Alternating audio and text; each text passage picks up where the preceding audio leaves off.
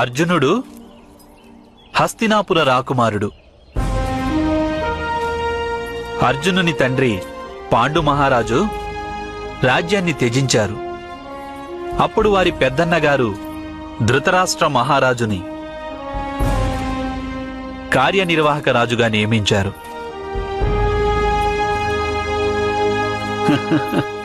ఇక ఇప్పుడు ధృతరాష్ట్రుని పుత్రుడు దుర్యోధనుడు కూడా రాజు కావాలనుకుంటున్నాడు. కాని సింహాసనం యోగ్యత ఆధారంగా ఇవ్వడమే సముచితం, కాని కోరిక ఆధారంగా కాదు కదా. ఆ విధంగా చూస్తే హస్తినాపుర సింహాసనం మీద హక్కు పాండు మహారాజు జ్యేష్ఠపుత్రుడు యుధిష్ఠిరునికి ఉంది.